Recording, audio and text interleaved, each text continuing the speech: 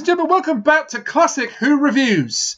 This week we're talking about FreezingInferno's pick, Warrior's Gate. And to discuss it with me, we have my two usual co-hosts. Firstly, he is the positive to my negative, he's FreezingInferno. Hi! And to my virtual right, she is the negative to my positive, it's Kat. Hey! I'm not being cruel to them, by the way. There is a reason why I'm talking about positives and negatives, because it actually does tie into the story. And when you put it all together, when you put it all together, you get a featureless white void. Which is me, I guess. Thanks for that. Well, I mean, we are all incredibly white, so we're already there. Hell yeah! So we had a discussion before this episode began about what we weren't going to talk about. Kat's broken it in the first 30 seconds. Great. I mean, it's kind of hard not to talk about it, especially when this whole episode centers on the fact of slaves are real and are bad. Couldn't even get to a minute. Couldn't get to a minute before we had to bring that up. Well, we would have brought it up at some point. Might as well get it out of the way. There are slaves in this episode. It's bad. There's no real black and white to this episode. The slaves, not the episode, because the episode's actually quite good. Yes, the episode is excellent, but the slaves are bad. Yeah.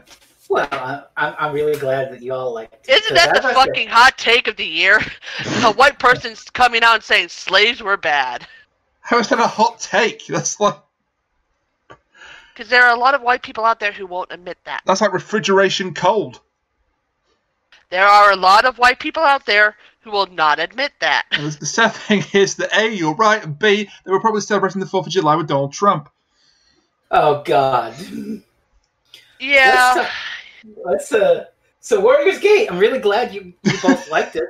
As I said at the end of last time, this is quite possibly my favorite Tom Baker episode, just because it's so dense and strange and gonzo and I can see why you like it. I can see why you like it so much. And you know what? And not just because of the obvious thing right now. Yeah, but we will get to that. And you know what? As I said at the end of last episode as well, time to shit all over it. I heard that because I, of course, watched our episode back again. Oh my gosh, he actually watched it! It's a miracle! Because I always do watch our episodes back again. Because yeah, bullshit. Yeah, sure. We have you on tape admitting that you don't. And you had in me last on tape, week's episode, which you heard.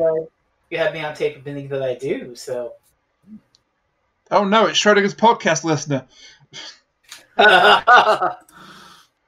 Where is your sense of continuity, Frez? Come on, we're Doctor Who reviewers. We should be all been... Oh, wait. Oh, God. Well, continuity. Let's talk about last week again and Dragonfire, and because I can make an interesting comparison here. So last time, Dragonfire, we made the point that it felt like the writer was taking inspiration from a bunch of popular films, but it was really all surface level stuff, particularly the influence of Aliens. Yes. Both with the design of the titular dragon and the whole bug hunt, walking around with a scanner gun and being like, oh God, it's all around us, like in Aliens. The opening to Warrior's Gate does actually make me think of the opening to Alien, but it's not just a reference, oh, look, a xenomorph. It's actually the way that this opens with the atmospheric, silent panning shots all around the space cruiser to just set the tone and the mood of the whole thing and to show the space. I see what you're talking about. Yeah. I like that. It's something that another movie has done before, and I don't know if they took inspiration from that specifically or they just wanted to be artsy about it. But it sets the mood for the episode on its own, rather than relying on, hey, here's a thing from another movie you may have seen that's popular in the cinema last year. Yeah. This does have a lot of character to it, which is quite ironic because it's set in a white void most of the time.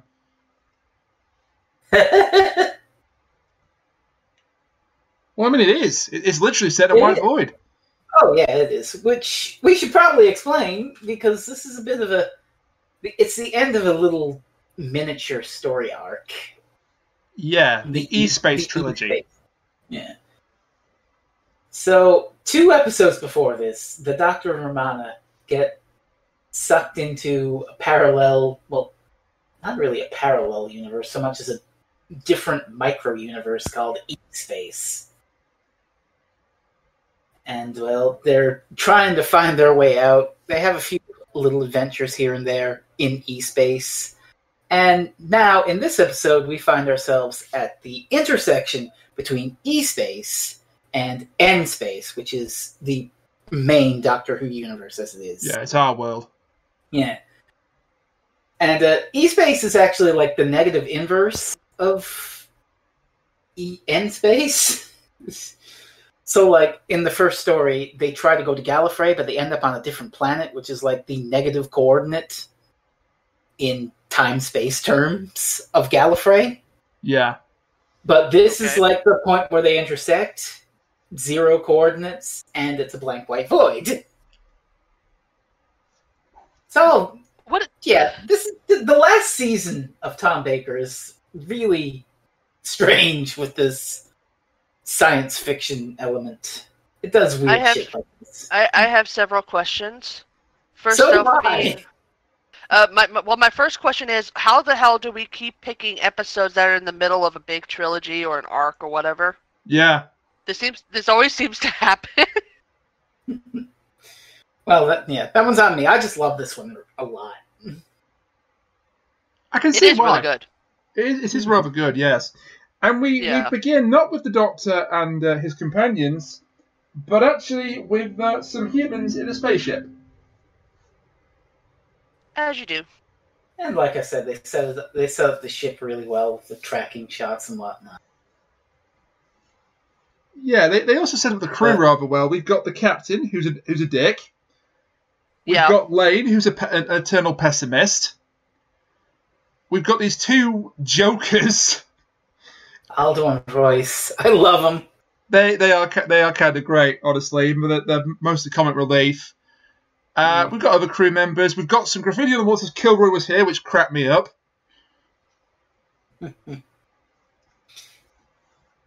And don't get attached to any of these people because they all have 2 days till retirement. Yeah, and some of them bring it on themselves. Let's be honest. Well, yeah. But there's another person on this ship who's not really a person. He's a sort of wolf man. This is Birok. Well, Lion Man. Lion Man. Lion Man?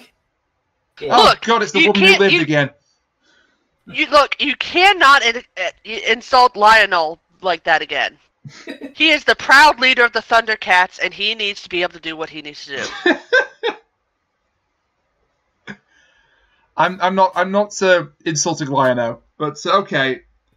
You said Lion Man. I thought he was more of a werewolf creature, but okay, we'll go with Lion Man.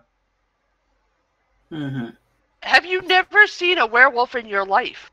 Of course I have, but this is science fiction.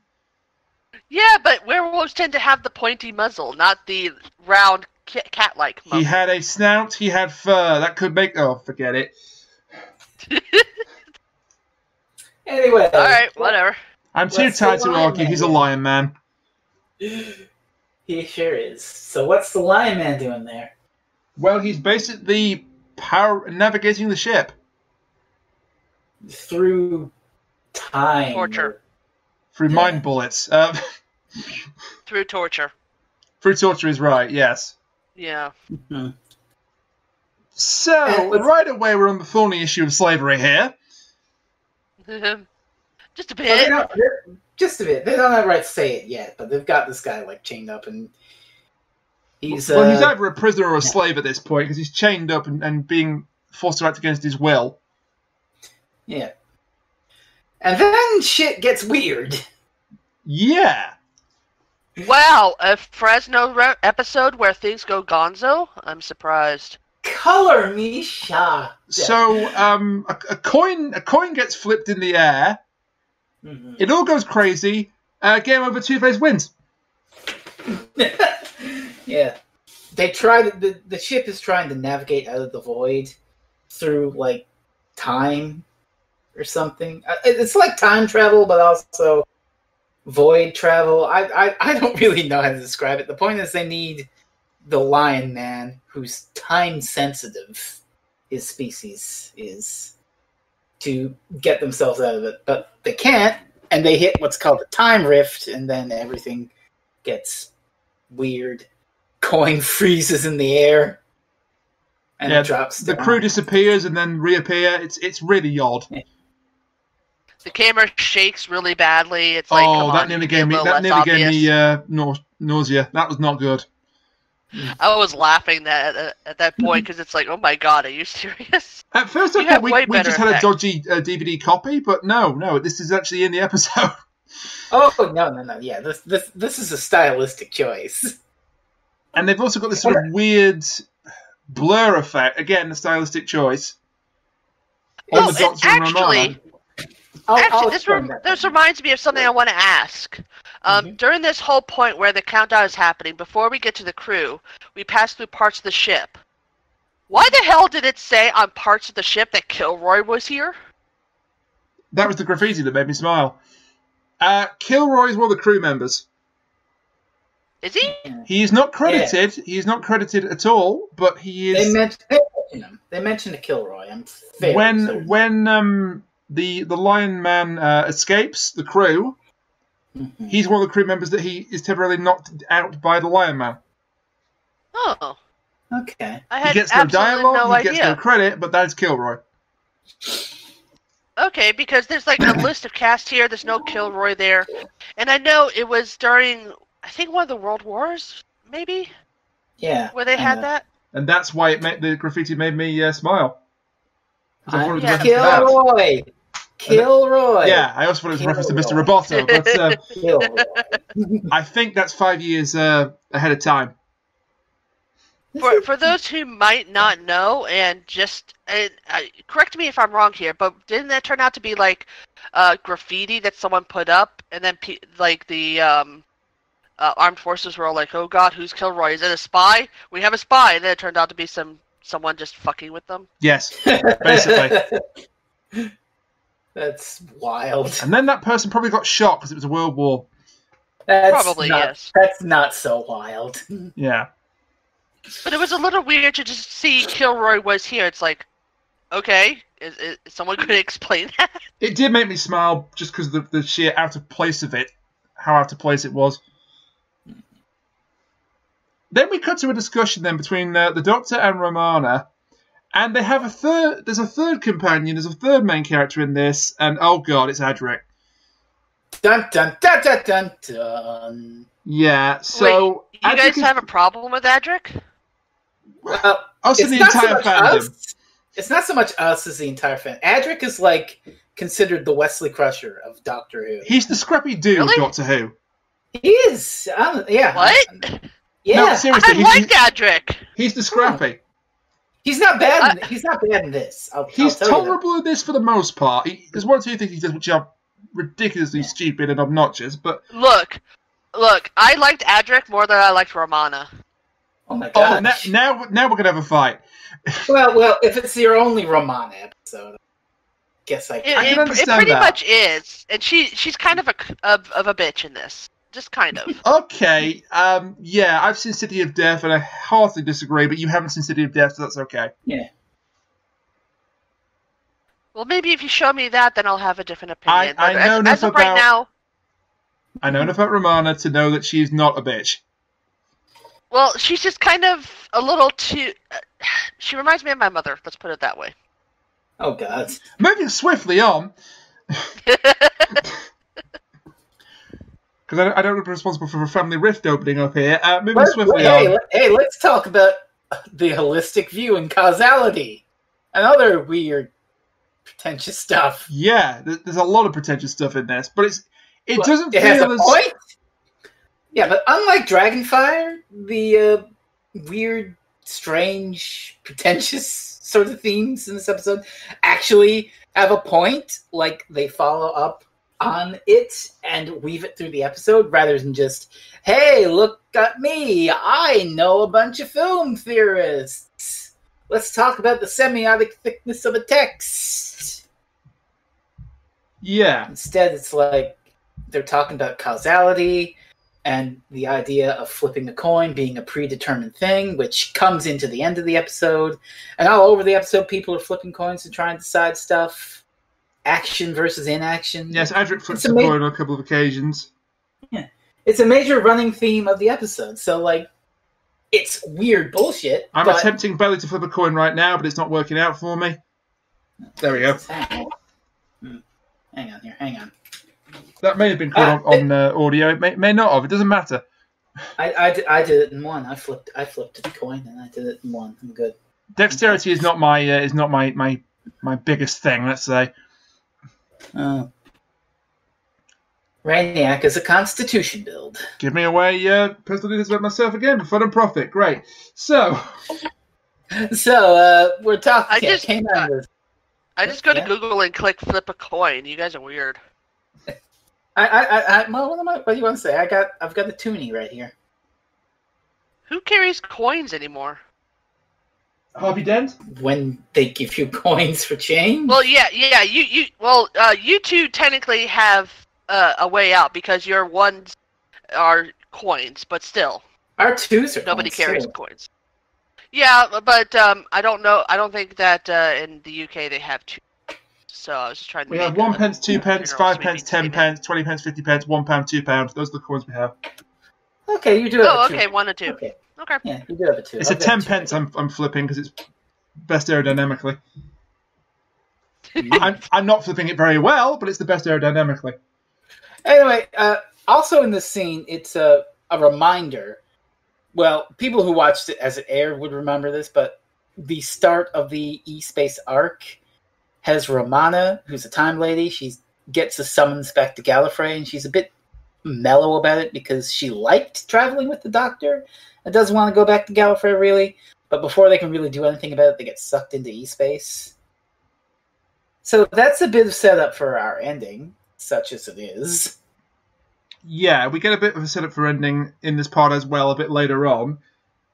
But and then Edge. I wrote this in my notes. This is what gets them into the void. It's great. It's great.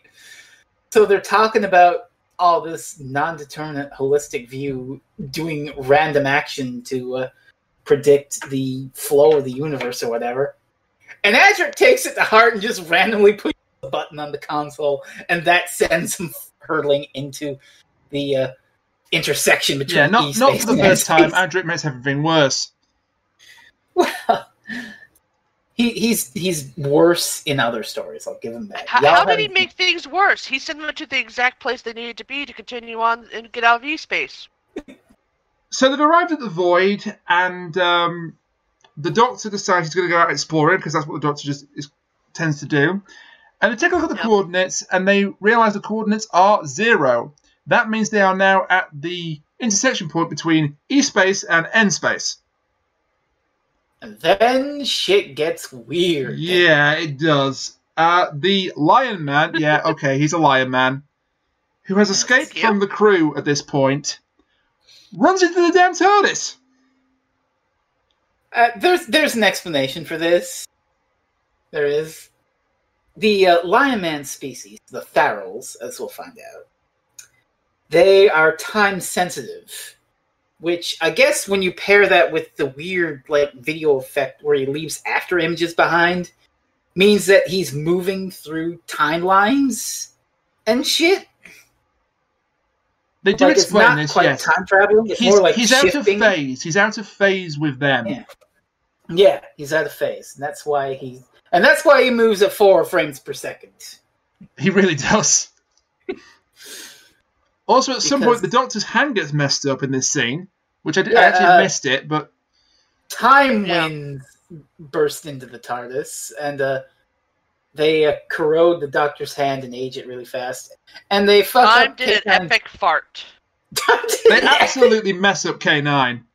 Oh, yeah, they melt part of... Yeah, K9's in here, which surprised Kat.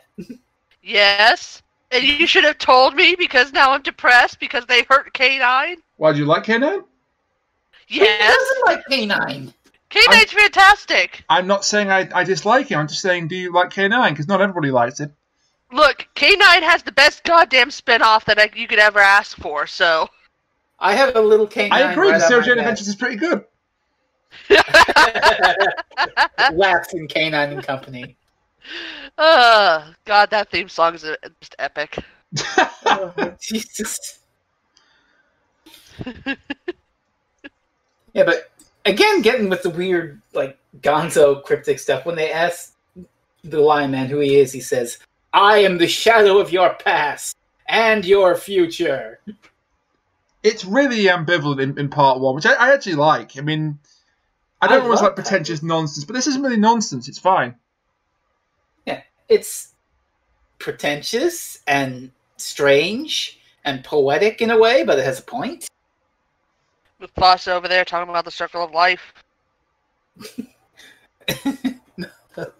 Oh, God. Meanwhile, back on the asshole ship, the captain, who at this point isn't named, and two of his crew members go outside to go exploring. I think they've tracked the TARDIS energy signature or something like that.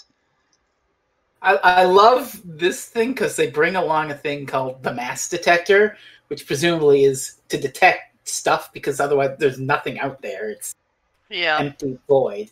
But the mass detector is, well, in peak like 80s future sci-fi, it's this giant fucking box the guy just straps to his chest like a pamplemousse. It's a giant fax machine, basically.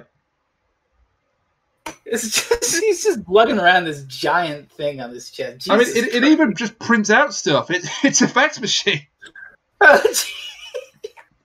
Oh, if we want to talk lo-fi tech, on the future spaceship, like they have like handheld communicators, but they also have like built-in ones on the ship, and they're just fucking phones.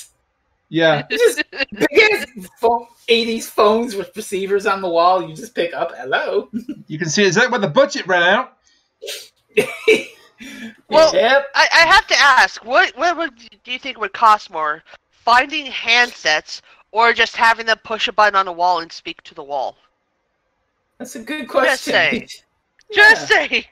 There's also a rather good gag with the phones in part two, I think. But Oh, we'll get to that. That's a good one. two more things. Two more major things happen in part one. So Romana and Adric have a conversation, which might be foreshadowing certain events of the final part of the serial, where they're like, "Well, you're from End space, so you're negative, and I'm from E space, so I'm positive." And I'd love it. Would I like it back in your universe? At this point, the Doctor said, "Oh, he'll love it on Gallifrey." Again, like Frezno said, this idea that Romana's going to go back to Gallifrey. And they're going to take Edric with them because he stowed away, apparently, in a previous episode. He stows away. Good boy. Good boy. I was questioning, what would make the Doctor think this guy's got this kid's suitable companion material. He doesn't get that choice. He just stows away and makes the choice for him.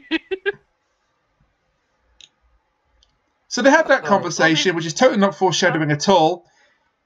But the really interesting thing is when the Doctor goes off. Has he got K9 with him at this point? Yeah. No, he hasn't, because K9's back on the TARDIS because he's damaged. Oh yeah, The Timers have damaged him. He can't go. He went off on himself. It's Tom Baker. It's the Doctor by himself. He comes across this building, this ruin. He's following the Lion Man. By the way. He's following the Lion Man into this building, which is a ruin. It's actually more like it's a gateway. It's the titular Warrior's Gate. It is the gateway, yes. Hey. And there are cobwebs everywhere, and Tom Baker doesn't give a crap about the cobwebs. He just walks straight into them, brushes them off his coat. It's like an ancient, ruined banquet room. Yeah. Oh, by the way, question. Something else that's been bugging me. I know that this was part of a trilogy. Is there a reason the Doctor changed his coat and his scarf? That happened at the start of this season. They wanted to give him a new outfit, so they put him in the burgundy outfit. And they just hung up his old outfit behind him because they could. No, they had the coat there. He decided burgundy was in for 1980. Yeah, but set dressing. I love burgundy, Tom. I love it. I mean, it's not bad. It's just I wasn't expecting it. It's a good look for him. But anyway, he's there in the gateway, in the Warrior's Gate. I think we should mention what happened to the Lion Man. Oh, yeah. So this is the point where I said, oh, this is why you picked this episode. So the Lion Man takes one look at the Doctor and walks forward. And keeps walking forward into the wall. Except it's not a wall, it's a mirror. He escapes through a mirror. New Miller. Hey! He escapes through a mirror. Doctor Who mirror alert. Yes. And this is Well, why. I'm sure- This is why you picked it, isn't it? You son of a bitch. No, listen. I said it before and I'll say it again. I love this episode. It also has mirrors, but I love it for more than that. But it does have mirrors. Also, technically, I didn't pick this episode. I picked it at a selection of episodes, and random chance and causality picked it for us, thanks to your dice roll. In other words, I am fated to forever be linked to the mirrors. Thanks for that. Well, I think Frez, if Rainier could put it a different way, he would put it like, it was not your fault, but it was mine. But it was your heart on the line. I really fucked it up this time, didn't I, my dear? What? It'll make sense later. It's a song lyric. Okay. I can't remember what song it is, but it's a song lyric. It'll make sense later. It'll make sense later. It will make sense later. I hope it will anyway. All right, I'm waiting for that build-up. Doctor continues to inspect the ruin. Meanwhile, out on the outside, the captain, who's still not named at this point, and his two men, I think it's Lane and Packard are the two men, they find the TARDIS.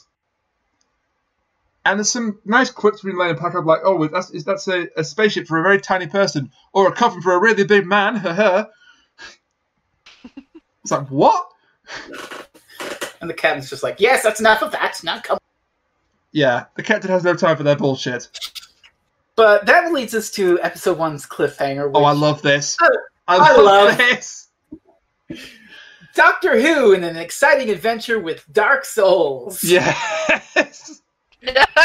So there's these two suits of armor in the room, and they've got skeletons in the helmets. And they're all covered in cobwebs, so Tom Baker dusts off the cobweb of one of them. It's the usual goofy Tom Baker, light-hearted stuff. Sort of partially sweeps the one of the other one, moves away. The second one comes to life. The second one has an axe. The second one cuts the Doctor's head off, roll credits.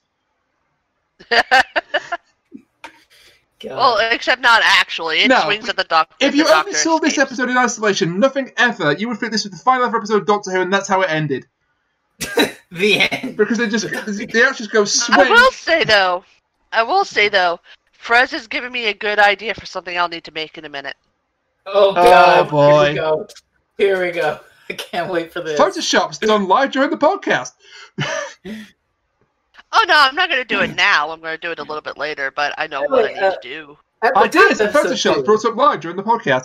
At the top of episode 2, there's one thing that I kind of want to mention here is that some Doctor Who stories, when they get to DVD, they get special editions where they like CGI in some stuff. Like, this episode had like a dodgy rubber monster. Let's make a CG monster. Or, this episode didn't have as much as it could have. Let's put in some stuff here. This model shot was a bit sketchy. Let's make a CGI spaceship. I wish they did that for Warrior's Gate, but instead of any of that replace stuff, they, airbrushed out all the green screen artifacting you can see on the people when they're walking around in the void. Yeah, I forgot to mention this. The episode the first part actually begins with some horrendous chroma key, so you can tell it's an 80s episode of Doctor Who. Oh, yeah, well, chroma key all over the place. Yeah, but editing bad? No. It just looks very much chroma key. Like, you can tell it's chroma key. Well, no, I mean the special edition new one where they edit out all the artifacts. There isn't a new one. He's saying there should be. Yeah. Oh, okay. He would like a version where they edit out the artifacting. I do appreciate I just wasn't paying attention to either of you, so. What else is new? Well, we learned last week from Joe that's apparently the way to do this, so... Maybe next week I won't pay attention. Oh, God. Bring it full circle, which, by the way, is the name of the first part of this trilogy. Hey! That's a pretty good episode, too. Accidental puns! But, yeah. Although it can be argued that the green aura around people, because this was like green screen, and they just put the white in later, it can be argued that adds to the charm, but I would have liked the option, at least, to take that out. But, yeah. Either way, it works. But, at the top of the episode, we've got hilarious antics with Doctor Who trying to not get cut in half by an axe. Tom Baker does great physical comedy, much like Sylvester McCoy does great physical comedy. He would not be out of place as like a clown, honestly. He really wouldn't. So he's trying not to get cut in two with this skeleton in a suit of armor's axe. There's a bit that I absolutely love where he just picks up one of the axes and just like stands there. He's like, I'm a third statue now. Pay no attention to me. That's amazing. And for half a second, it works. Yeah, but he moves too early. And the skeleton spots him and cuts the axe in two. Is like, what was it he says? Learn from Dark Souls, Doctor. Learn from Dark Souls. Dodge roll. What is it? What is it Tom Baker says? It's a particular line. What line is that? When the axe has been sliced in two. Oh God! Let me get the transcript up. I'll find your line for you. Speaking of Dark Souls, the way they resolved this cliffhanger, I actually really like, because it is a deliberate bait and switch. It is deliberately tricking the audience, but it's done in a way I really like. So in part one, you just see the axe fall, right? Oh, I've got your line. Yeah. By the way, this could be a very short friendship. That's it. Why he wanted to be friends with a suit of armor with a skeleton inside it, I had no idea, but... Well, it's not a skeleton. It's a robot. Well, we don't know it's a robot at the moment. It's a little obvious it's a robot. Okay, it's an obvious robot. Once again, I stand corrected. It's a lion man, it's a robot. Jesus Christ. Anyway, you were saying... the way they do it is that part one, you see the axe fall, and then, do that. Part two, they just zoom out when the axe falls, and you can see that it misses him by a mile. But the way that they do it, it's a believable cliffhanger. Clever editing. Yeah, it's good editing. Thumbs up to the editing. That's for that how you one. do it. It's funny. It reminds me of Caves of Androzani's first cliffhanger, where the Doctor and Perry are going to get executed by firing squad, and you actually see the guns shoot. So it's like, oh shit! Wait, they didn't cut. How are they going to get out of this one? And they was robots. It was robots. Yeah. Yay, robots. But this leads to a scene that I really like, where, like you said, the part of the crew of the other ship are investigating the TARDIS. And Romana's going to go out and talk to them. And she comes up with this little stretchy arm thing as a signal to Adric. Yeah, so, she crosses her arms behind her head or something. And yeah. It's strange, but... yeah. Well, to them it would look like obvious. She's taking charge because obviously she's the responsible adult now, although she isn't. But she's more. Here's the thing about that gesture is that it would be totally believable to these guys because think about it: TARDIS, small ass box, probably cramped in there. Yeah, right? They don't know what's bigger on the inside. They never step inside of it. You're absolutely right. That's actually fringe brilliance. So to them it's just like, oh, she's stretching because she's finally out of that cramped ass box.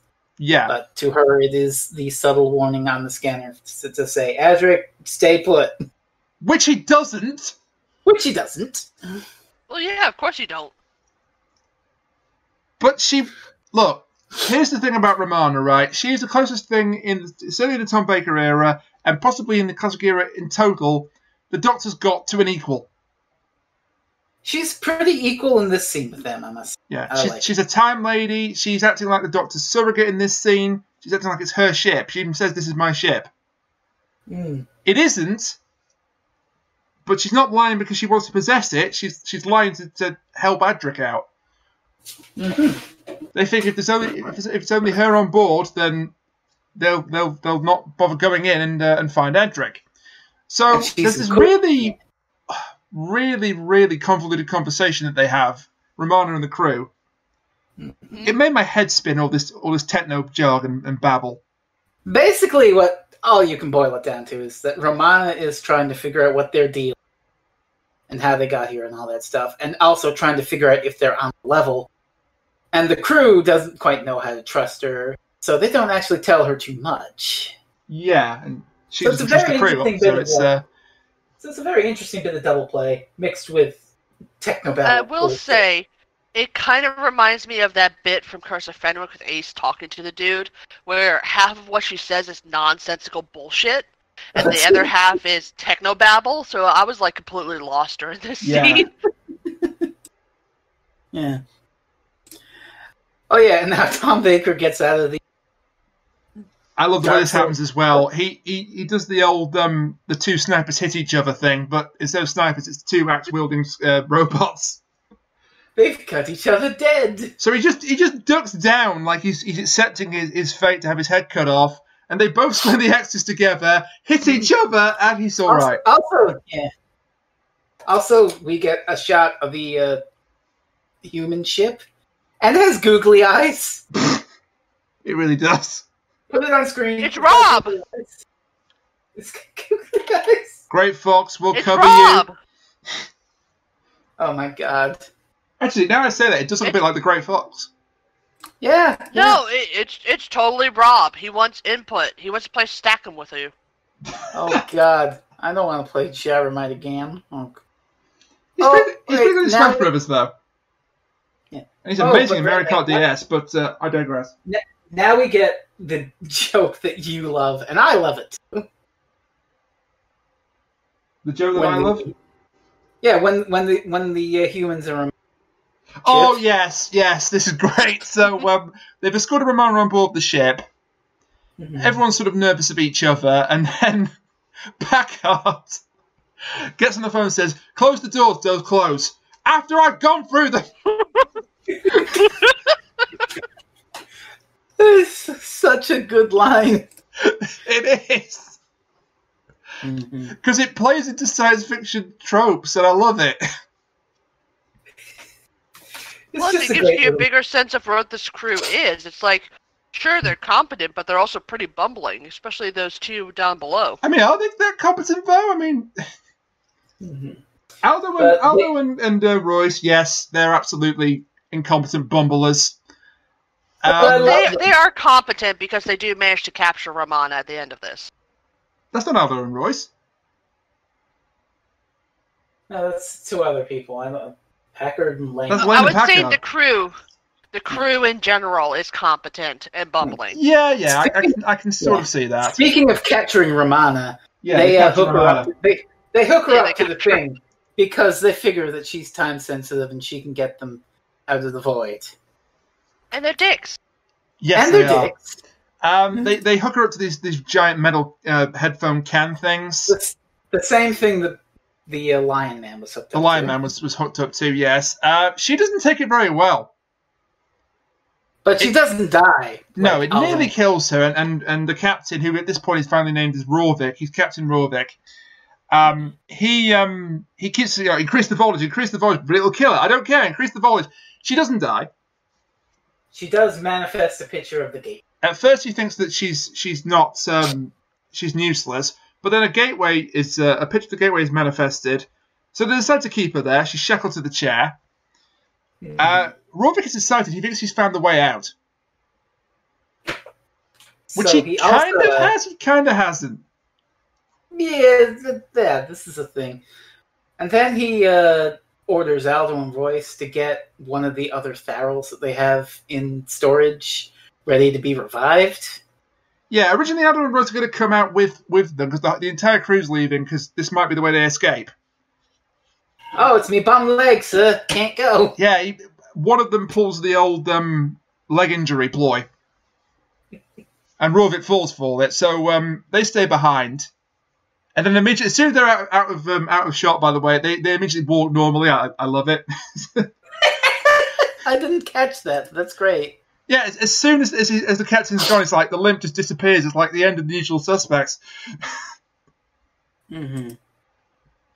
They just walk casually back into the ship.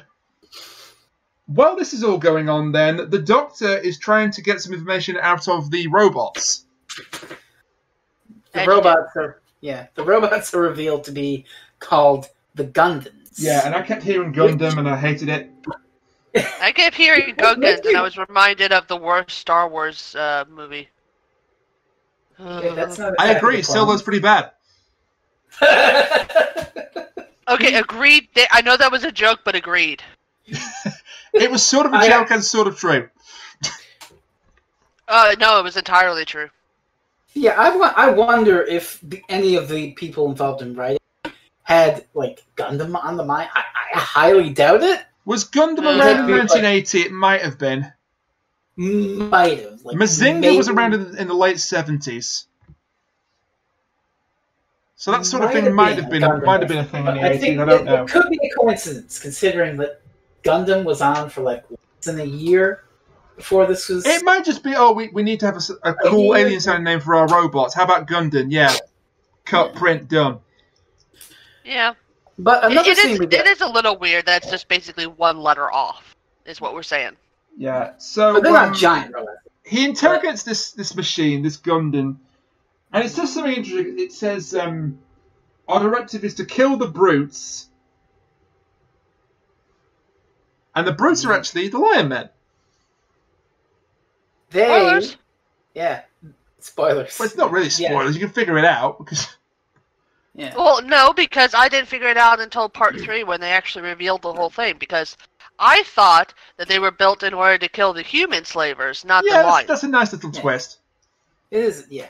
But basically, the Tharals, before they got enslaved by the humans, they were slavers themselves, and their human slave built robots to overthrow. Which we actually see in part 3. We actually do see that happen. Yes. Yes. Oh, God. This is that part. Oh, shit. Hang on. I just remembered something really great. I don't know if you know this detail, but in part 1, when the Doctor first enters the big banquet hall, he moves to the table, he sees a goblet that's been overturned, and he turns it right back up. Yeah. Oh, God, yeah. I missed that. Oh, that's a really good touch. Yeah, that's a really good touch. Is cool. As we'll explain when we get a little. Oh my God! I didn't realize that. Yeah. Timey-wimey bullshit. More freak brilliance. That's a really good thing. We'll get to why. Yeah. Now that Romana has been captured, by the way, Adric has just started to ignore what she said to him about stay here. No, he and K9 go off exploring. By the way, these two scenes, this one and the one after, both have characters flipping coins. So there's your coin flipping causality, holistic universe symbolism propping up again. I'm not going to flip it again, but yeah. Yeah, neither am I. I mean, personally, I don't see the point of the whole coin flipping thing because we don't see what the alternative could have been. Exactly. So that kind of defeats the whole purpose.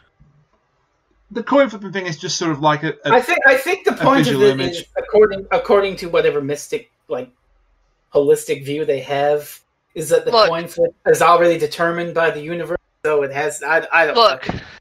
Predestination bullshit. I never thought I was going to say this, but at least in the episode with the bootstrap paradox from Capaldi's era, they showed an actual bootstrap paradox. We do not praise that episode. Look, shut up. Shut up. This is already hard enough. But in this one, we don't see anything to help prove that, there's a reason for these coin tosses falling the way they are. Essentially, they're just flipping a coin and then they do something without any explanation. Okay. So, I mean, if they had shown, if Adric had gone a different way, he would have gone right into danger. Or if they had shown that he was supposed to go that way all along. When, in reality, half the time, Adric's just wandering around, and then he stumbles onto the. I think it's the ship. latter explanation. Yeah. In my reading of the episode, anyway. On the one hand, that's a good point that you've just made, Kat. On the other hand, we do not praise that episode. You should feel ashamed of yourself. Oh, God. Look. Already, I'm feeling sick from it. So just don't. Just don't.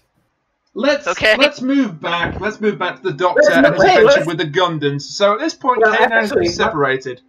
Actually, should we talk about Aldo and Royce's Frankenstein bullshit? Oh my God! Yes. So they had the bright idea. They've been told to get a new navigator by the captain. They've been told to get him ready for. So they hook him up to the electrical revival machine, whatever the fuck. And they're like, "There we go. That's all simple." Why don't they do it? Why don't they do it themselves? Well, because they're afraid they'll lose their bonus. But we're on the all-in contract, aren't we? And so they're like, it don't matter what happens to this guy, they're still going to get paid. So they pull the lever and deep-fried Farrell. Frying tonight.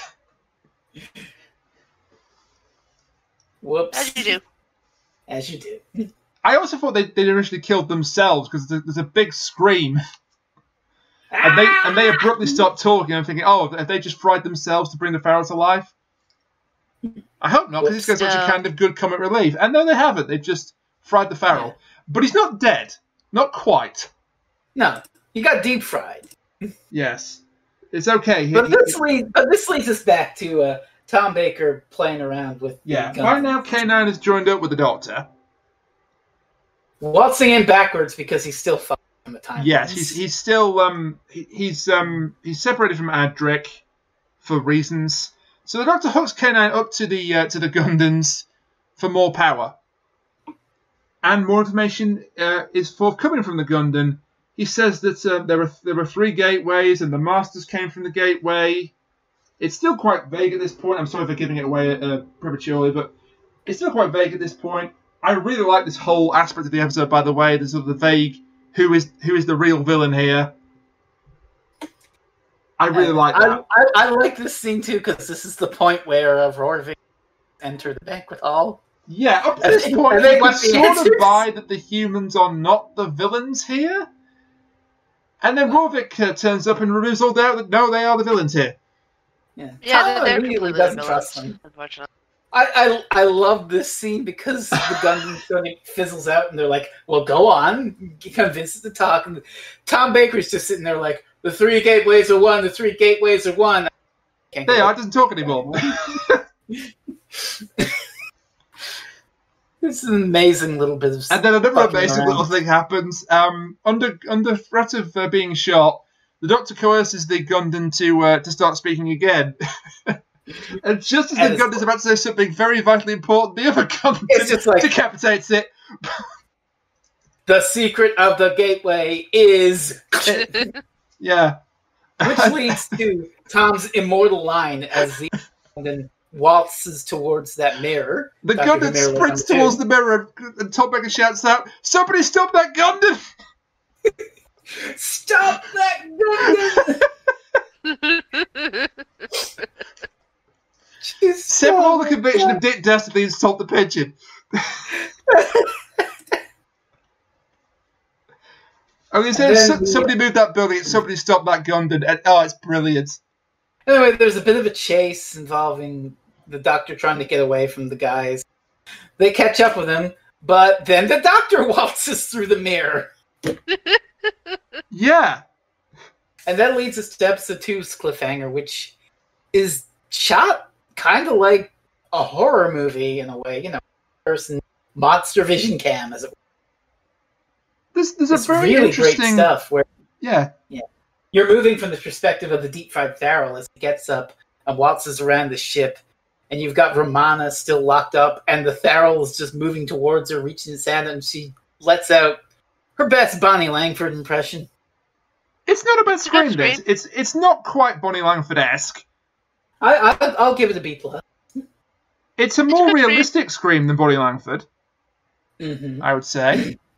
And that it's a good cliffhanger. Not quite as good as the Dark Souls robot one, but no, the best cliffhanger is definitely the Dark Souls robot. But this is a pretty good, like, oh no, what's going to happen? And the resolution of the cliffhanger is he was just trying to free her from chat. We don't know about Birok yet, the other Lion Man. That's the first Lion Man. Yeah, but this other Lion Man who is, we can say this is in part 3. This is Laszlo. He frees Romana, so he is most likely a good guy.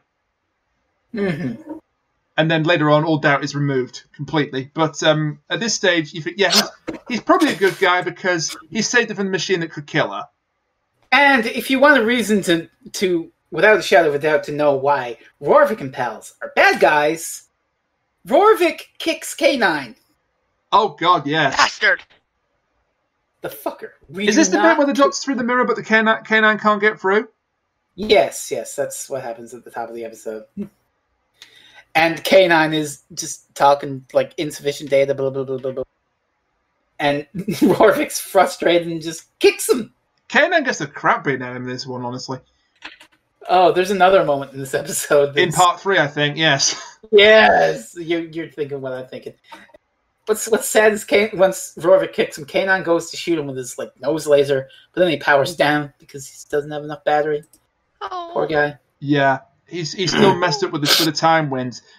Somebody else messed up with the time winds is the Doctor, but when he's going through the mirror, he looks at his hand. It's completely healed. Hmm. There's consistent rules with the other side of the mirror where organic matter can be healed when it goes in the mirror and comes back out, but any non-living matter can only remain repaired on that side of the mirror. That will have absolutely no consequences for one of our lead characters. Not at all. Anyway, I really like Birok in the scene because, as we said, the Tharals are time sensitive. They jump through timelines, so it's kind of like he's not existing just in the present, but in the past and the future as well. Because he knows that K9 will pass through the mirror eventually. Stuff. Yeah, hence I'm your past and your future. It all makes sense now. Yeah, exactly. I really like that concept. The Tharals sort of exist on all 3 planes of time. Yeah, that's why they do weird after images trailing when they walk, I guess. It's a really neat concept for an alien in Doctor Who. So the Doctor is debating how to help K9 be healed, and it might be that he has to leave him on the side of the mirror because, as Birok says to him, because he's not organic, the damage will be the healing will be reversed. It will not be permanent when he goes back. So he's got that to ponder with. Meanwhile, as he explores the other side of the mirror, Adric and Romana. Mm-hmm. I can't remember how they meet up again. Does Adric stow away on board the base? Yeah, Adric finds his way on there and hides behind the big thing that's covered in foil, and then Romana manages to sneak down, and she also hides behind the big thing covered in foil. That's right. But before this happens, though, I don't know if it's before this happens. It's the crew go back to the base because they're going to get the MZ. Yeah, and they have K9 in tow. And K9 is just following them. And Packard is just like, go away. Orders, master. That was in order. Yeah. Then he tells him to vanish, but K9 can't understand it. This is the scene where they get back to the ship. And they also do remark that once they get back to it, the journey back felt shorter than the journey to the gateway. Yeah, which is some nice world building. Which will come in later. But, yeah, they go back to the ship. K9 follows them in. And the next thing you see is, I think it's Packard, lifting K9 up and tossing him out like fucking Jazz from the Fresh Prince. Like the garbage. Throw him out like the garbage. Oh! I may have to edit that scene now to that yell when he gets thrown out. Oh my god. And put that on Twitter, because that was so good. I could do that for you, don't worry. They also do a bit of a filming error here, where you can actually see the underside of K9 when he throws him out. Well, yeah, I mean, K9 was obviously like a big prop with. You can see the prop is hollow. You can see that the prop is hollow. They didn't want to damage the thing, so they just took out like all the electronic just had a shell for the actor to throw out. Yeah, it is Packard. It's like, and stay out. What I love is that when after he throws him out, he does the whole cartoony thing of like dusting his hands. Yes, and that's the end of that. And that's the end of that chapter. It's so hammy, but it's so beautiful at the same time. No, it's great. It's natural. It's really good. Mm. Oh, this is kind of fun. Romana and Adric, they've escaped on the MZ. They've been hiding underneath the foil of the MZ, which is a really big thing. We don't know what the MZ is at this point. It just keeps getting mentioned. Like, bring the MZ. Aldo and Royce have a great scene where they have to bring it outside, and one of them's like, "Okay, I'll push, you pull." Wait, I don't want to do that. Okay, I'll pull, you push. No. You pull, I'll push. He says the same thing, really? but reversed around, and the guy falls for it. Does he? That's why it's funny. That's why it's funny. And then, and then he doesn't do jack shit. He just has the other guy pull the entire thing out. He's like, and the guy who pulls it out is like, "Man, I think this thing got heavier." Which is both A, what you see there, Romana and Adric are on it, but also B, he made him do it all by himself. Hang on. I gotta see this. So Romana and Adric have a choice. No, you're right. It's out. You pull, I'll push. No. Yeah, I don't like the sound of that. All right, I'll push, you pull. Yeah, you're right. Yeah, you're right. That's what makes it so much better. I didn't notice that. That's amazing. These two guys are basically the Chuckle Brothers. I love them. Oh, that's amazing. So, Romana and Adric, they've escaped, but for some stupid reason, there's quite a few stupid decisions made by the characters. It's not really that stupid. Romana wants more clues. Yeah, she wants more clues. So she goes back to investigate, and they mention this dwarf star alloy, which is like, I guess, technobabble, really heavy shit. Will be important, but very dense metal, incredibly dense, heavy metal. Then local robotic dog ruins everything. Hey! Like, they're trying to keep a low profile, and K9.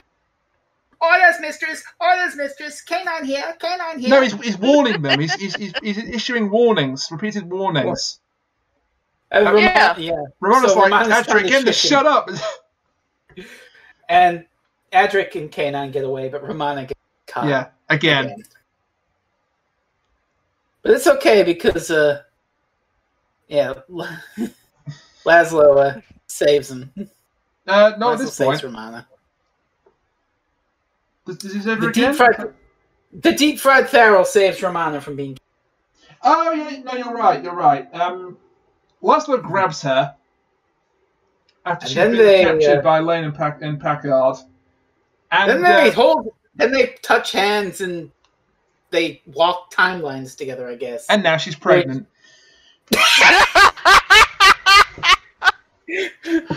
Oh my god. Oh god. Yeah, they just walk through the timelines or whatever, fade away. We should talk about what the Doctor's doing. He's back in the gateway. He's walking through black and white photo land. He's walking through the photo album. Yeah, this is another like weird effect. They took like a bunch of black and white photos of like a royal garden or whatever. It's a really fancy looking place, and it's. I don't recognize the place, but I feel like it's like some sort of famous stately home, like Chatsworth or Sandringham. I can tell you where it is because I watched the special features. Palace Castle. Castle. Yeah. Never seen it, never been, but that checks out. That checks out. But it's it's more weird chroma key stuff. And in the land of monochrome, he encounters a furry. Yeah. They're all the photos are all in black and white, but the Doctor and the Birak are in color, and they're just like chroma keyed in there, walking along. It works. I mean, aside from the little aura, it pretty much works as best as it can. It's very Alice in Wonderland, and I appreciate that. This reminded me of something else, but when the scene is played out, I'll explain what I think that is. So it's a girl Farrell, the only girl Farrell I think that they have in this whole thing, unless some of the poor souls that are still stuck in hibernation on board the ship are girls. They might be. She leads him to the banquet table. Doctor takes his Pharaohs place, as does Birok. They're having a party. They're having a banquet. Yeah. Complete with a maid. Yeah. There's the human slaves they have. Yeah, in ripped rags. Yeah. The Pharaohs mentioned that they basically walk through time, and I guess either they walk from here through E-space, or they walk to N-space, and basically grab people and make them their slaves. They can cross the timelines. That's what made them powerful. Across the timelines. Yeah. Birok is basically our exposition. I won't say fairy, because he's a better character than that, but he's our exposition for this scene. He's telling up to what happened with his race. Basically, the lion people are sort of reverse weeping angels, where instead of touching people and they go away, they touch people and snatch them up. Kind of. It's not really explained that well, but yes. That kind of is it. And while all of this exhibition is happening, Romana and Laszlo walk through again, because living matter is healed when it goes outside. Laszlo isn't deep fried anymore. Yeah, his face magically heals. Magic. And Birok is telling all about how he has the Pharaohs have their grand empire of humans. There's an important line, which is the weak oppress themselves. Enslave themselves. The weak enslave themselves, that's it. Well, same sentiment, but yes. Same. The weak enslave themselves. That will be very important for later. And here we get the moment I alluded to earlier, where one of the serving girls does something wrong, I guess. And she doesn't do anything wrong. She doesn't do anything. That's it's just that the Birok says, the guy's a dick. The world was ours, everything in it, and the doctor says everything, everyone, and then one of the Pharaohs pushes the serving girl to the ground. Doctor takes offense to this. She was doing, literally all she was doing was just filling up his cup. Yeah. And then at some point he just pushes her away. It's she didn't do anything wrong, they just treat her like property. And you want your cup filled up, says the doctor. Well, let me. And this is the moment I alluded to, because he grabs the wine, like, I don't even know, the container of wine, and fills the goblet to overflowing, and then knocks it over, and he's just like, this is no way to run an empire. Yeah, and the other Pharaoh grabs a knife and puts it to his throat. But that is the same, it's like a predestination thing. That is the same goblet that was knocked over that he righted in episode 1. Nice touch. I didn't spot, but nice touch. So it's again causality. The other thing that I really liked is something else that was said here, where the doctor's just like, tremble for yourself, my man. You know that you have seen all this before. Tremble, little lion man. You'll never settle any of your scores. I'd love to know what the hell you're referencing, but I'm sure we'll find out at the end. Have you guys never heard a Mumford & Sons song ever in your life? Oh, shit. I can't say oh, my God. I knew it was familiar for a reason. Oh, God. So, Frez, there's a Mumford & Sons song called Little Lion Man. Yeah. Oh, my God. There's the other shoe dropping. They're not my cup of tea, but it makes perfect sense now. Damn it. It does kind of fit this episode a little bit, I found.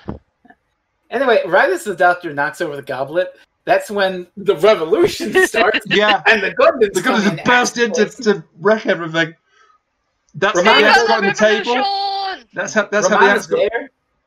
Yeah. Romana's there. She goes to save the doctor, and somehow or another, this means they pass back through the timelines, back to the ruined banquet hall, where Rorvik and pals are just waiting with their guns. Yeah, back to the timeline with guns. Good to see you. Cliffhanger. It's not good to see. It's like, well, this is a surprise, Doctor. It's not the best cliffhanger, but no, it's the weakest of the three.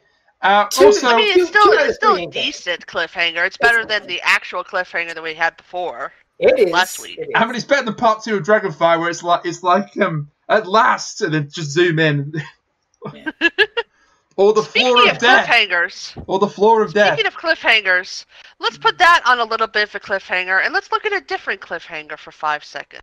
Oh no! What have you done? What have you done? Well, oh no! Well, I did some stuff. High pitched walls are never good. And here we go. Well, Well, do it, Cal. Go on. Do it. Well, give me 5 seconds. I have to optimize it so that it's not as big as a file. 5 seconds. It's a little too 1, big. 2, 3. Shut up. 4. It'll take a little bit longer than that. Just hold on. That's 5 seconds. Your contract is now void. Excuse well, me? You can't fire me. I made this whole show. I didn't say I was firing you. I just said your contract was now void. I didn't say what the contract was for. It could have been for a lifetime supply of ice cream, for all you know. Alright, shut up and take this. Shut up and take this, damn it. Shut up and jam with Charles Barkley. Oh, God. It's not... Oh, wait a minute. Wrong thing. Okay, it's loading. It's loading. It's loading. I put it in his. Okay. Let me put it in here, too, so it's loading. that Frez can see. Here we go. Let's do it. Let's do it.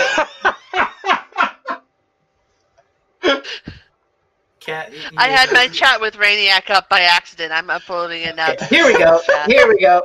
Here we go. It's worth the wait. Come on. Come on. Anytime now. It's a moving image. I don't want to get into the pronunciation. Okay, what do we got here? He's doing it. He's doing it. He's doing it. And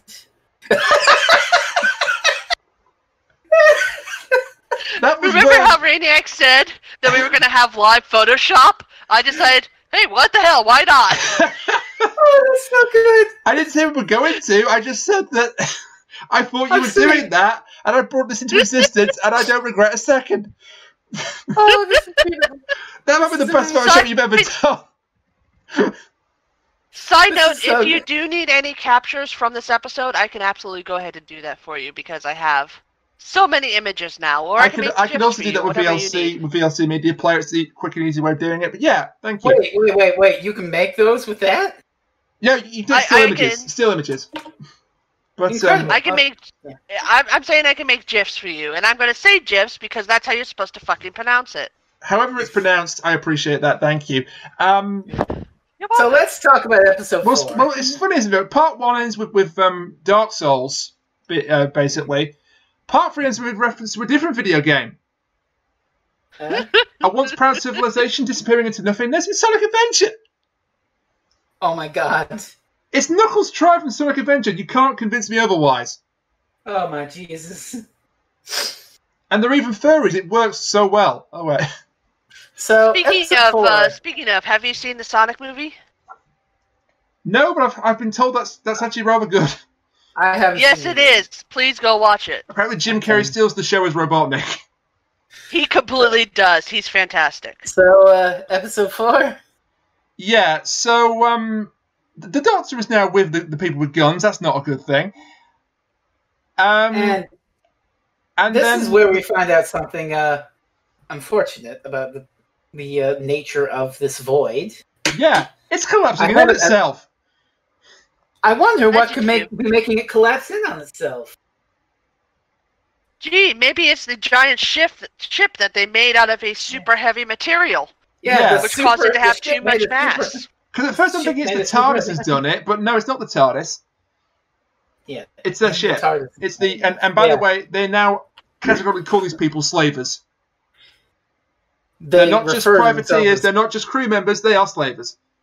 Yeah, they're just outright slavers. They are trafficking in slaves.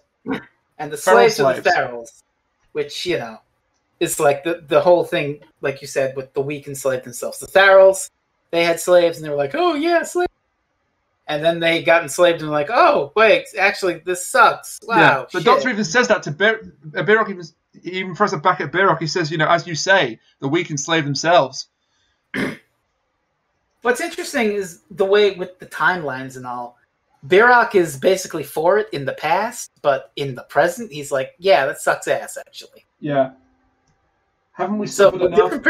Different perspectives based on what time he's inhabiting. It's really interesting. Wow, it's almost as if the Lion People and the humans are mirrors of each other, where they each see slavery different depending on where they currently are at. I was about to say, hello, Horseshoe Theory, how are you today? That's a Doctor Who mirror alert for sure. But I was about to say, hello, Horseshoe Theory, how are you this fine day?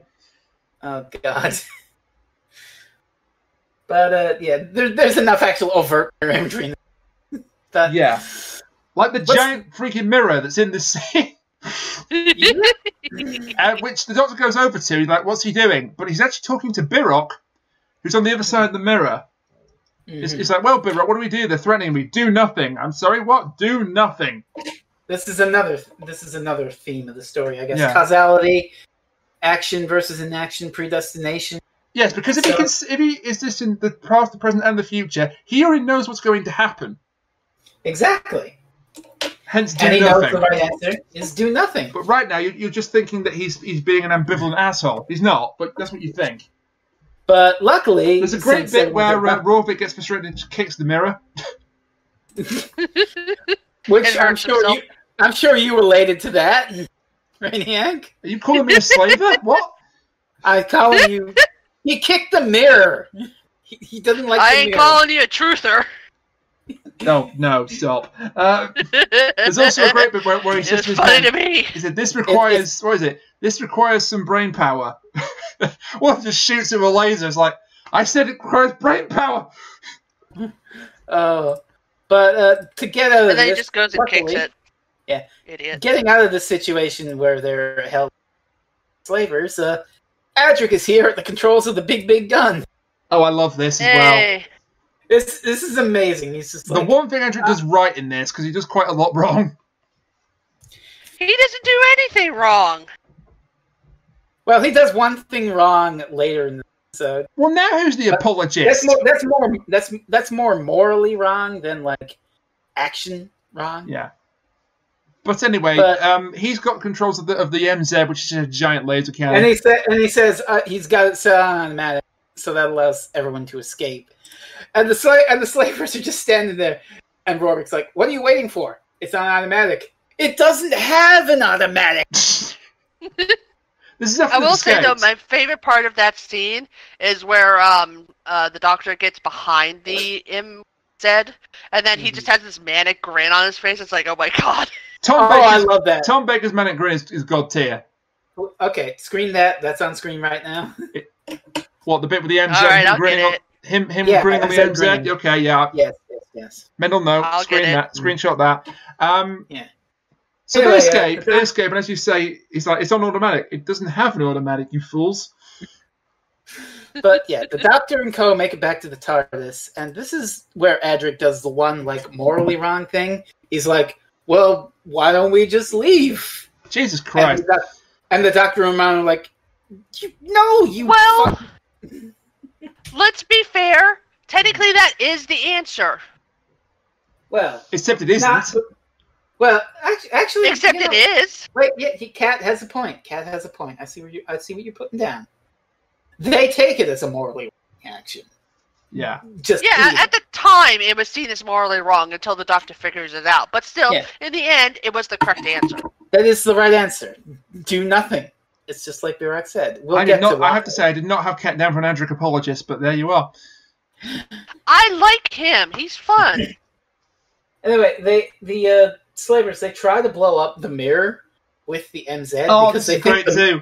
They think the mirror is going to they think that's the gateway and that'll get them out. So Rovik, you just hear, they just go into the gateway, all of them, and you hear Rovik just say, right, lads, open fire, and then there's like a big explosion. They'll all come out like charred with soot. Well, they're not really charred with soot. They're dusty, and they're dusty, like bits of the uniform are like covered in dust. It's great. But Rorvik has another plan, which is to turn their ship around and use the jet engine burst, the backblast. The backblast, which totally isn't a fart. They're going to use the burst from their engines to blow up the mirror. The next time somebody farts, I am definitely calling it a backblast. Just to confuse the hell out of them. But yeah, that's what the Doctor realizes, of course, that it's a goddamn mirror. It's going to reflect all that shit. And if they reflect the backblast, it'll do bad things. So he has to go stop them. So leaving Adric in the TARDIS then. Adric stays in the TARDIS and the Doctor and Romana go to stop them. Yeah, they want to power down the ship. So they we just can't fire the backblast. There's also a great shot where the ship is just basically turning around on the ground. There's no engines going for some reason. It's still turning around. It's got hover jets. I don't know. I guess it's to put it in position for the backblast to attack the mirror. Anyway, their plan is to short out the engines so they can't backblast. Yeah. Unfortunately, Captain Asshole gets there first. This is wild. And he beats the crap out of the Doctor. He starts just choking him with his own goddamn scarf. He steps on his hand. He chokes him with his own scarf. And Romana hits him with a clipboard. Romana, bless her heart, she's trying to stop him by hitting him with a goddamn plastic clipboard. Yeah. And take that. That is seriously the stupidest thing. And there's her heart's in the right place. She's just trying to get him off him. But the Doctor it would be never fine mind the if she was actually hitting him. Never mind Those were the most ineffective blows I have ever seen. Never mind the clipboard. Sorry. Get the power down. So she does. She gets these Dwarf Star cuffs. It's Birok's chains. The Dwarf Star chains. Yeah, Dwarf Star chains. The ship, I guess, is made of Dwarf Star alloy to keep them from time jumping out. Yeah. Yeah. Although it doesn't seem to work, seeing as they keep doing that. There's a big hole in it. While this is all going on, one of the crew members, who I think is called Sagan. Sagan, yeah. And this is Sangan, but I realise that's a Yu-Gi-Oh monster. Yeah, he's trying to revive more Tharals. Yeah. The word trying being the operative word because he fails miserably. He just keeps frying them. He electrocutes through these poor bastards to death. And then Laszlo comes in and gives him a taste of his own medicine. Yeah, this is great. So, one of the only on-screen deaths other than the electrocuted ferals of the whole thing, and truly deserved. So Laszlo comes in and says, "What are you doing on your feet? We didn't revive you yet. Actually, never mind. You're just what we need." So he goes to shoot him with a gun. They grapple for a bit. He forces Sagan onto the table that one of the dead bodies was on. He sort of flicks it off prior to this. Sagan gets the bright idea to grab a handful of live electrical cables and use them on Laszlo. Bad idea. Laszlo pushed them into his chest and fried Sagan. Deep fried Sagan. Kana, and he has the worst death face you've ever seen. Yeah, it's an O face. It's like, oh. But this leads us to what Birok was talking about. The whole do nothing versus do something. Yes, so... Where after they get their asses kicked by... After the Doctor gets his ass kicked by Rorvik, and Rorvik goes to fix the short in his cables, Birok appears and is basically like, yeah, the answer was do nothing, you dumbass. He was like, I told you to do nothing, and the Doctor realizes what that means and says, I apologize, Birok, and they leave, basically. And they warp out, and this leads to a hammy line, and it also leads to a maniacal laugh for the ages. Yeah, and it's the opposite idea of what the theme of the story is, because Rorvik is just like, go on then, you weak lily-livered cowards. I'm finally getting something done! And then the ship blows up. And then the ship blows up, because the backblast gets reflected by the mirror. And that's what he meant by do nothing. Basically, let them destroy themselves.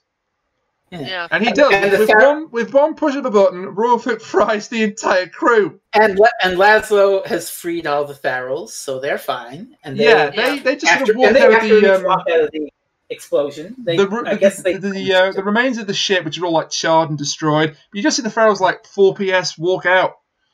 Yeah. So they're okay. Mm-hmm. The Doctor's okay. And Romana is too, and we get a very interesting thing here. Yeah. But before we get to that, I just want to say that this is like what the story was building up to with the whole causality thing, predestination. I think that's the main theme here. Causality, holistic view, predestination, action versus inaction. Yeah. You don't need to fight against your fate and whatnot. Sometimes the best course of action is to do nothing. Mm-hmm. And it will work itself out. It is, yeah. And Rorvik is determined to do some things. Shit like, we're going to blow up the mirror with this and this and this and this, and it just leads to disaster over and over again. I will say, this is kind of an odd message when you pair it with slavery, the idea of do nothing. Well... Let them work it out. Well, the little bit of a mixed message there. Yeah. And that does lead into our finale. The slavers do all blow up, so... That does lead into our ending. So just before Rovik hits the button, Max, and blows everything up, the Doctor gets back to the TARDIS and says, right, thank you for Birok for making me see the way. Come on, Romana, back in the TARDIS. She goes, I'm not going. Like, what? Oh, it's another companion departure. Yep. Romana's just like, bye, bitches. Yeah, but she decides to be her own Romana. And to help the Tharals free the other Tharals that are enslaved all over E-Space. Yeah, it's not just here. There's plenty of enslaved Tharals elsewhere. So she's found her purpose in life. She's not going back to Gallifrey. She's staying in E-Space with the Tharals. Mm-hmm. Which is a better exit than Mel got, at least. There is a kind of a reason for it, but it also kind of feels last minute. And it turns out it kind of was last minute, and it wasn't. So there's some interesting behind-the-scenes stuff here. This was Tom Baker's final season, as Frezno pointed out earlier. Mm-hmm. By this point, he's getting really frustrated with being on Doctor Who. It's not a good time. The atmosphere on set is really bad, especially with Tom Baker. Lalla Ward is also frustrated. She is being written out of the show. At this point, Tom Baker and Lalla Ward are an item in real life. Oh. So that probably led to the frustration. Actually, this is... I should mention the thing on the special features of Warriors Gate. There's like a little thing where Lalla Ward, the actress who played Romana, she says, someone asked me at the convention if Tom and I ever played any practical jokes on each other. And I said, yes, we got married. But they weren't married at this point in the show. They were just boyfriend and girlfriend. They did get married for a bit. Yeah, they were married for a bit, but I don't think they were married during her time on the show. I think it might have been either at the end here or right after she left. I'm not sure. That would make sense, because I'm pretty sure that she's just referred to as Tom Baker's girlfriend. Yeah. Well here, wow, that sounded misogynistic as hell. I'm sorry. That's not what I meant. Here it just says that he was pretty annoyed due to an ongoing illness during the seasons and the departure of his then lover. From the series. And then they got married and then they didn't. Mm-hmm. So that didn't help. Also, Lalla Ward did not get on with Matthew Waterhouse at all. Oh boy. This has been talked about at length, so I won't go into any great details. But yeah, those two actors, possibly maybe Lalla Ward didn't like being upstaged by a child actor, didn't get on. And I don't know if Sarah Sutton, who spoilers, that's the companion that replaces Romana in the next episode, in the next story, sorry. I'm still doing the episode story again thing, I'm sorry. I don't know if their chemistry was any better on set or not. Probably. That's a story for another time. But, I'm not picking the keeper tracking. Not the best of atmospheres on the set of Warriors Gate, or indeed the entire E-Space trilogy. Not really, no. Good stories, but not the best atmosphere. It's a shame that Romana has to leave on one hand, but on the other hand, I can see why they wrote her out here. I really like Romana. She's one of my favourite classic companions because she is an equal to the Doctor. She's great. I really like Romana. I prefer the Lalla Ward incarnation to Mary Tam. Mary Tam's good too, but I prefer Lalla Ward's interpretation of the character. I also prefer Lalla Ward. Yeah, she's great in City of Death. She's great in Meglos. She's great in a lot of serials. Oh my god, you've seen Meglos? Yeah, and I've seen quite a few Tom Baker serials. Oh my god, I'm sorry. That's all right. And other than maybe Sarah Jane, she really has a chance to establish an identity within Doctor Who before her time comes to an end. And there's no coincidence then that a lot of the expanded universe stuff centers on Romana. She's president of the Gallifrey. Yeah, on her adventures over in E-Space. No, not in E-Space. E-Space is our universe. Yeah, N-Space. That's right, because N-negative, yeah. N-Space. Mm-hmm. Then she gets out of N-Space. There's actually a bit where K9, who's staying with her... No. E-Space is where all the lion people are. Yeah. N-Space is our world. Yes. So it's the other way around? Yes. Okay, sorry. Well, the world where the lion people are, there's actually a lion, because K9 is staying with her too, because he can't function properly on the other side of the mirror, so... K9, no! He'll stay with Romana. No! He will not be replaced by a newer model like the last time K9 left the TARDIS. No, instead he'll be going on to do bigger and better things with K9 and the Companion. Because that was whatever another it's called. companion K9 and departure. Company! Yeah, that's it. K9. Yay! Yeah, and that's another K9. That's a third K9. And that K9 blows up in school. Yeah, and then there's a fourth K9, and this is getting seriously confusing. Oh, I love it. He regenerates as much as the Doctor does. He doesn't regenerate. It's a different unit each time. K9 He Mark regenerates as 1, much as the Doctor does. K9 Mark 1 is left on Gallifrey with a different companion when she leaves. K9 Mark 2 goes off with Romana here. Yeah. K9 Mark 3 is given to 3 Sarah Jane. And blows up in school reunion. And K9 Mark 4 is also given to Sarah Jane, but doesn't blow up. Mm-hmm. And then stays... Are there any living K9s? Mark 4. I assume. Mark 2 and Mark 4. And Mark 1. Mark 1 So lives. what you're saying is there's a chance that Jodie could meet one. Oh, God, please. That Please, would very yes. much depend on whether they want to cast John Leeson again. Please, yes, do And it. they might not, for reasons I'm not going to go into. Oh, God. Yeah, we'll leave it there. We will leave that right there. How about Tom Baker's line? You are the noblest Romana of them all. Yeah. Cute. Like I said, I think that's a good enough point to end Warriors Gate on. We've gotten to know Romana quite a bit over the last multiple serials, so this is a bittersweet some moment. Of you have. Yeah, you have. You haven't. I have, but we have. But it's a bittersweet moment. Yes, she's leaving, but she's leaving on her own terms. She's off to be her own Romana and be more than just being summoned back to Gallifrey. She outwits the Time Lords. She does actually become president of the Time Lords at some point. In the expanded universe, in the Big Finish dramas. She sure does. And I'm going to say this right now, Romana needs to come back, but maybe wait till Chris Chibnall's left the show. If Russell T Davies didn't kill her, Chibnall sure as shit might have killed her.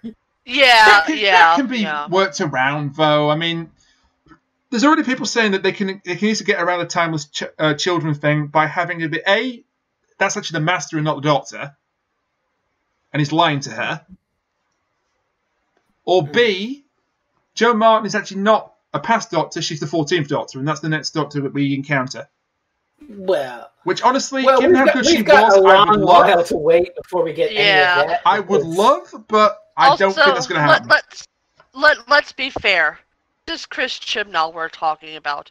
Do you really think he would make anybody other than the Doctor the timeless child? Oh God, 2022, the timeless arc is. Oh Jesus Christ, it's going to be brutal. We're just, unless something really extreme happens, I think we're just going to have to live with the fact that the Doctor is officially the reason that Time Lords exist. Something extreme like a global pandemic. I was just thinking that. So, Warriors Gate, final thoughts? Yeah, I really enjoyed this. I love the whole ambiguity that's built up for a while. Like, who's the real evil here? The humans or the Ferals? It turns out it's actually both. But the Ferals do get some kind of redemption. They've realised that slavery is wrong. That's quite a good moral message, but it's not ham-fisted into your face like other moral messages in Doctor Who.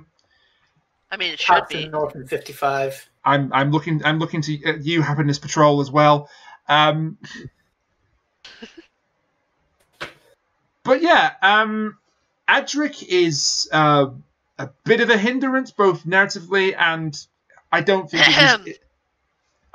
that it's his strongest performance. Acceptable. I don't hate Adric like some people. I just don't think he's the most compelling companion. Tom Baker shines. Tom Baker always shines. Let's be honest. He is a fantastic Doctor.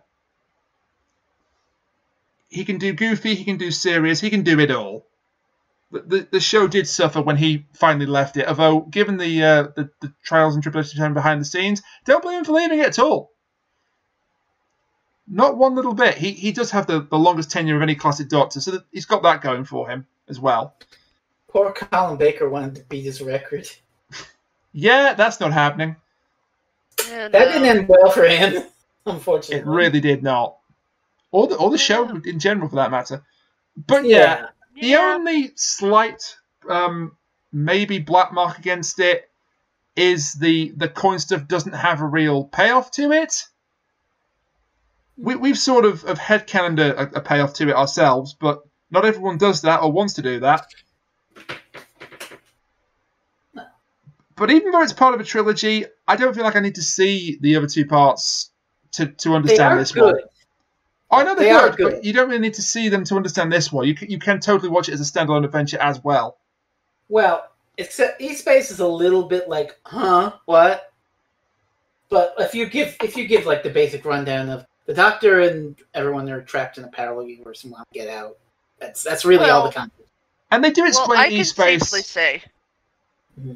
I can safely say that at the beginning of this episode, I honestly thought that the time rift dragged them into this eSpace. I had no idea about the trilogy or anything like that. So it definitely, what he says works. It does work. Yeah. Yeah. But no, I really enjoyed it. Not my favourite Tom Baker serial, but again, there are a lot of good Tom Baker serials and really good Tom Baker serials. Like City of Death, Pyramid of Mars. I would put this one maybe third, I don't know. Of the ones I've seen, maybe third. It's hard to top City of Death with anything, really.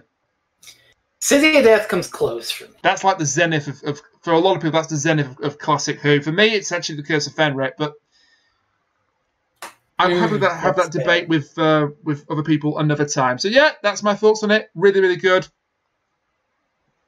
Kat, since I picked the episode, why don't you go? You're becoming really predictable, Frez. I know. Really predictable. Either A, it has some stupid gonzo shit. B, it's got mirrors in it. Or C, it's some combination of that, including fish people. And so far, you've hit the mark every single time with your picks. Just saying. What can I say? What can I say? You have good taste, I'll give you that. But yeah, it was an enjoyable series of episodes. You know, the crew were a bunch of assholes once you got to know them, but you know, how we knew them for a while was fine. I mean, hell, they did the characterization to the point where at the end I was like, I kind of wish they saved those two lackeys that they had. But then I thought about it, it's like, wait, no, they were slavers. Ugh, this is a conundrum. I understand that, it's but one of those things. They have to die. Yeah. The whole point of the episode, they have to die. For the do nothing versus I'm getting something done parallel to work. Oh no, yeah, I completely understand, but it's just one of those things where it's like there's these two somewhat normal guys who are huge dicks, and then you realize, wait, no, they are huge dicks because they're slavers. I would say they're not. It's like at that point, evil, it's more, like being misled at some point, but no. I wouldn't say misled. I would say that they. That's right, because Aldo volunteered. Okay, yeah, they deserve what comes to them. They got into this willingly, so they're definitely assholes in this whole thing. But it just goes to show how good the characterization was, because at the end I was like, I kind of wish they had saved. Wait, no, they're slavers. Never mind. You know who they remind me of? They remind me of Pinto and Rigetti from Pirates of the Caribbean. Oh yeah, they do. Only those guys get to survive. Grossness. They're not gross in the two sequels. They're not gross in the sequels. They're still really dirty and gross. Oh, in that sense, I thought like the undead thing. No, you're right. No, yeah, they're really disgusting. And also, as far as we're aware, there's only 2 sequels to Pirates of the Caribbean, and they all suck. And we're going to leave it there. But unlike that, this episode did not suck. This serial did not suck. Try to keep it going, but you can't quite manage it. I'm honestly trying. It's like this is good. I mean, again, I'm not the hugest fan of Romana in this, but that may just be because of everything that's going on in the background, like you said, and maybe that's why I didn't like her, because her acting brought forth all that turmoil and everything. I liked Adric because he was a kid. I understand that kids do stupid shit. So it's like I'm used to kids doing stupid shit, like, hey, she told me not to leave, so I'm going to go ahead and leave. I'm used to that sort of thing. And honestly, he did a lot more for this episode than you would imagine. I do sometimes forget he's a child. Yeah, he is a literal child, but unlike some people, just saying. Cat, the vetting But child, yeah, that's Doctor Who's the Apocalypse. Yeah, he's the first non-annoying child, but that may change again if I see any other episodes that have him and Romana in it. Have you seen Rings of Because I know Akaten? I'd argue basically she nothing. wasn't an annoying child. Huh? Have you seen Rings of Akaten? Yes. I'd say she wasn't an annoying child.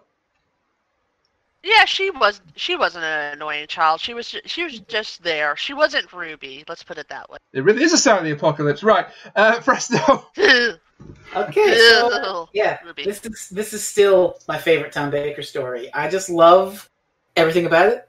Not just that it has mirrors in it, plus, but it's so poetic and strange with its cheesy 80s special effects of what it's trying to convey.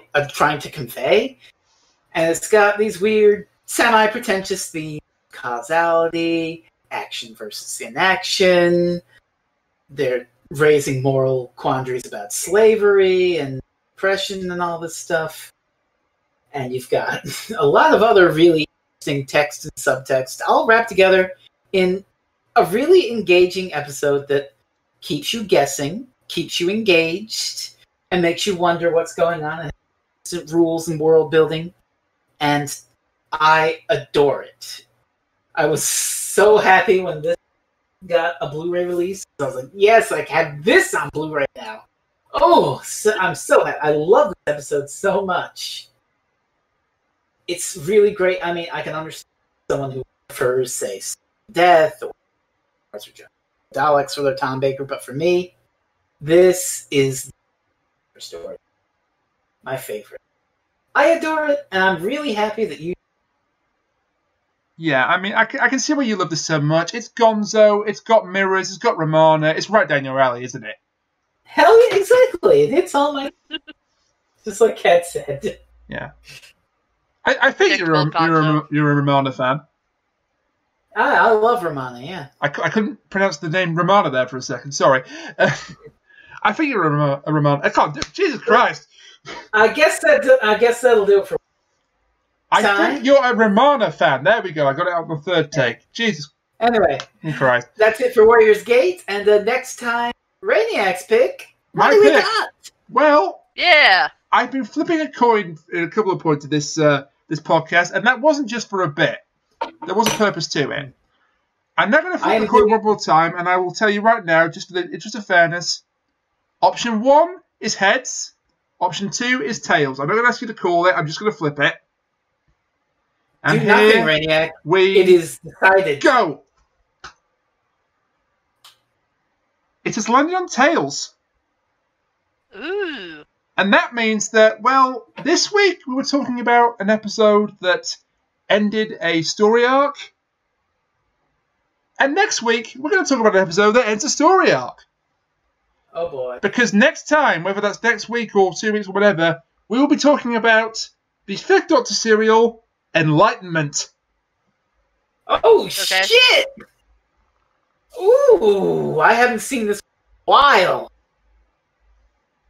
You were talking to me about being Gonzo. Oh yeah. I don't mind Gonzo either. Well, let's remember he's constantly mirroring you. Fuck. Yeah.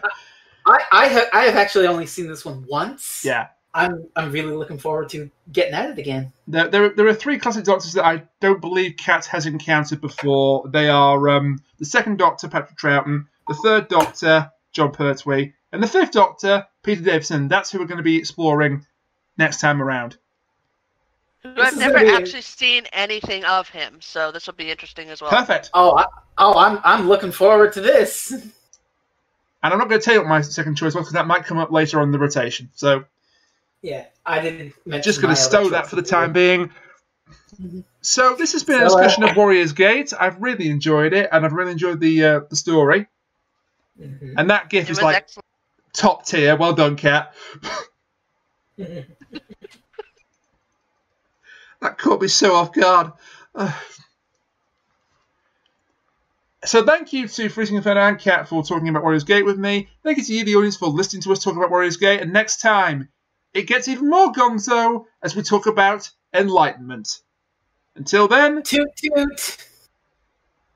Until then, do not toot it. Ooh, Frezno toots as he pleases. Exactly where I hope you go with it. Until then, bye for now.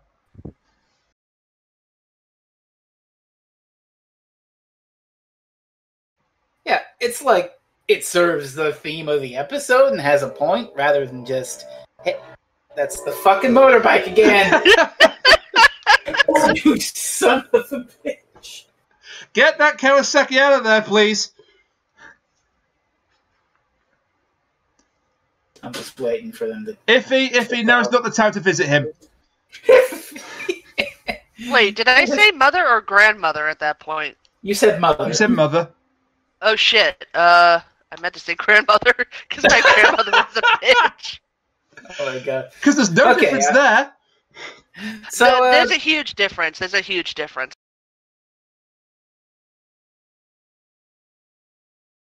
By the way, this won't make any sense yet, but heads or tails? Tails. It is heads. Okay.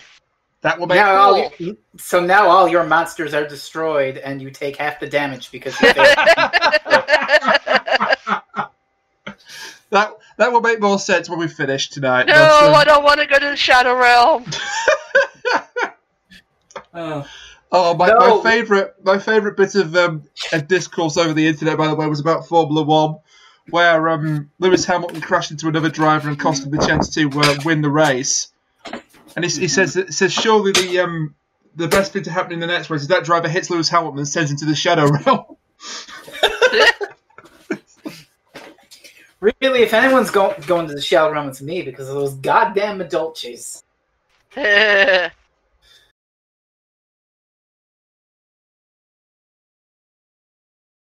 At the top of episode 2, I want to mention something that is kind of a regret. There's that fucking motorbike again, I swear! Oi, Valentino Rossi, no! Alright, I'm shutting the window.